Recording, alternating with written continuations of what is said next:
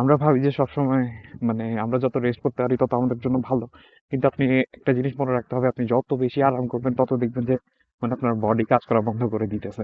আর আমাদের শরীরটাকে এমন ভাবে তৈরি করা হয়েছে, আমাদের শরীর যতক্ষণ কাজ করবে, যতক্ষণ আমাদের শরীরের ব্লাড সার্কুলেশন হতে থাকবে, ততক্ষণ পর্যন্ত আমরা সুস্থ থাকবো, ততক্ষণ পর্যন্ত মানে আমাদের জীবন চলতে থাকবে। কিন্তু যখনই দেখা যাবে যে ব্লাড সার্কুলেশন বন্ধ হয়ে গেছে, মানে রক্ত প্রবাহ তেমন চলতেছে না ঠিক করে, তখন দেখা যাবে যে আস্তে আস্তে আমরা অসুস্থ হয়ে যাইতেছি।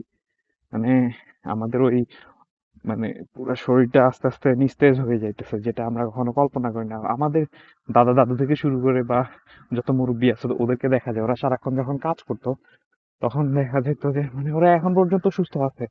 মানে ওনাদের শরীরে যেরকম এনার্জি আছে ওইরকম এনার্জি আমাদের নিজেদেরও নাই।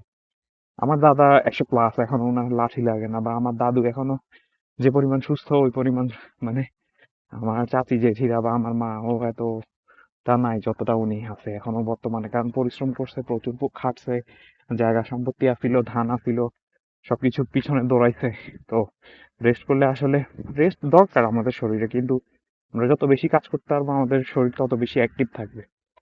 আর যত অতিরিক্ত রেস্ট করবো আমাদের শরীর তত নিস্তেজ হয়ে যাওয়া শুরু করবে। তো শরীর চালাইতে হইলে, জীবন চালাইতে হইলে কাজ করতে হবে। কাজের কোনো বিকল্প নাই, পরিশ্রমের কোনো বিকল্প নাই। ফিট থাকতে হলেও পরিশ্রম করতে হবে প্রচুর পরিমাণে। আর হ্যাঁ, কথার মধ্যে অনেক ভুল থাকে বা উচ্চারণের সমস্যা থাকে। এটার মেইন রিজন হচ্ছে সারাক্ষণ বাংলায় কথা বলি না, আরবি বলতে হয়, কিছুক্ষণ হিন্দি বলতে হয়, কিছুক্ষণ ইংলিশ বলতে হয়।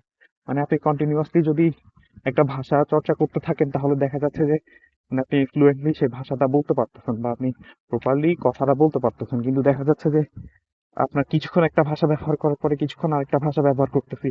তো এই জিনিসটার কারণে মানে মাঝে মধ্যে আটকা পড়তে হয়, কখনো শুদ্ধতে, কখনো নোয়াখালীর ভাষায়, কখনো চিটাগাঙের ভাষায়, যখন যেভাবে পারতেছি মানে টাইম স্পেন্ড করার কারণে দেখা যাচ্ছে যে আটকা পড়তেছে।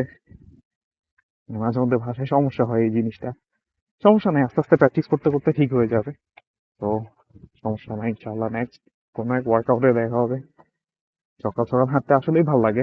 ধরেন 14 ঘন্টা ডিউটি বা যত ঘন্টা ডিউটি হোক, আবার সাথে রান্না বান্না আছে, সবকিছুর পরে যখন আবার ব্যায়াম করতে বাইর হই তখন মজাই লাগে। তখন দেখা যায় যে মানে শরীরের সমস্ত ক্লান্তি দূর হয়ে যায়। তো ওয়ার্কআউট করতে থাকেন, ক্লান্তি দূর হয়ে যাবে ইনশাআল্লাহ।